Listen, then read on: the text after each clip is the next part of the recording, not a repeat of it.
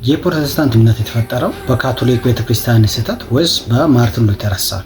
በማርቲን ሉተር ሐሳብ ምን መሰላችሁ? ማርቲን ሉተር ያው የካቶሊክ አገልጋይ እንደነበረ ታውቃላችሁ። ማርቲን ሉተር በነበረ አገልግሎት ላይ የነበረው ሲያገለግል የነበረው የካቶሊክ ቤተክርስቲያን መነኩሴ ሆኖ እሱ እንደውም በካቶሊክ ቤተክርስቲያን ውስጥ 3 ሚናዎች ትልቅ ሰው ነበር። እዛ ካቶሊክ ቤተክርስቲያን ላይ አንደኛ መነኩሴ ነበር፣ የቴዎሎጂ ፕሮፌሰር ነበር፣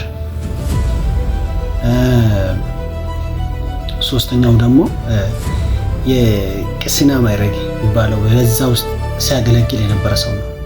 ማርቲን ሉተር በጣም ትልቅ ሰው ሁሉ የሚያከብር በሰው ሁሉ የሚወደድ ሰው ነበር እና ይሄ ሰው ከምን ተነስቶ እንደዚህ ከካቶሊክ ቤተክርስቲያን ጋር የተለየ ሐሳብ ጀመረ? ለምን ይህንን ሐሳብ አንጸባረቀው? ከምን አንጻርስ ይህንን ሐሳብ አመጣ? አይገርማችሁ? ማለት እሱ ሌላ አይዲያ አልኖረውም፣ ሌላ ሐሳብ የለውም። ማለት ያው የሚያገለግልበት የሚኖርበት ቤተክርስቲያን ነው ካቶሊክ ቤተክርስቲያን። ግን እሱ ይሄንን አሁን ፕሮቴስታንት እምነት የጀመረው ያው ዋናው አይዲያው ጀማሩ ከማርቲን ሉተር እንደሆነ ያው እናውቃለን።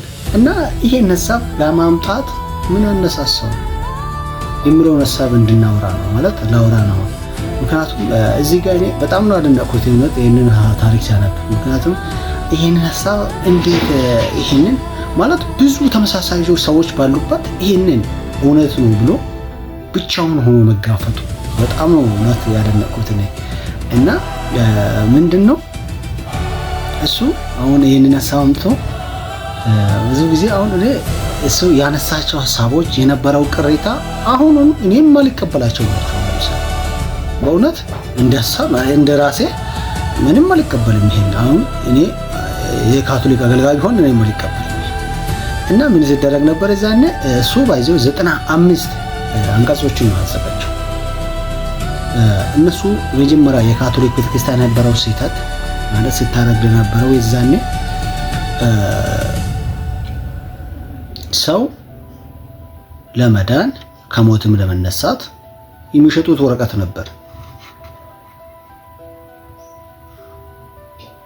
በቃ የሆነ ወረቀት እና ቸርች ላይ ቤተክርስቲያን ላይ የሚያገለግሉ ሰዎች ይሸጣሉ። ከዛ ያንን ይገዛሉ። በቃ ሰው በገንዘብ ገዝቶ ነው ማለት ነው። የሱ ሐሳብ የነበረው አንዱ ሰው በጸጋ ነው እንጂ የሚድነው እንደዚህ በወረቀት አይደለም።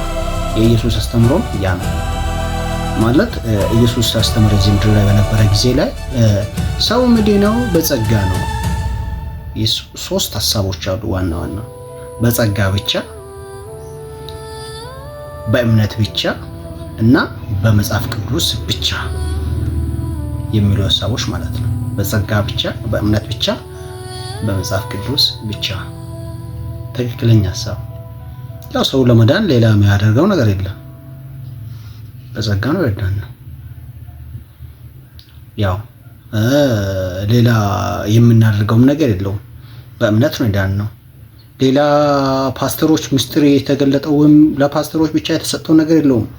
እውነተኛ ጋይድ መጽሐፍ ቅዱስ ነው፣ እግዚአብሔርን የምናገለግልበት፣ እግዚአብሔርን የምናውቅበት። እና እነዚህ 3 ሐሳቦች መነሻ ነበር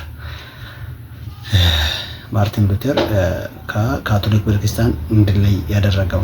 እና እስቲ በዛሬ ሐሳብ ላይ ፓርቲቱ ቀጥል በሉ ይቀጥላለሁ። ሙሉ ስለ ማርቲን ሉተርም እና ስለ ፕሮቴስታንት አጀማመር እና ካቶሊክ ላይ ነበሩ ስህተቶች 95ንም ቻፕተር ማንበብ ይችላለሁ።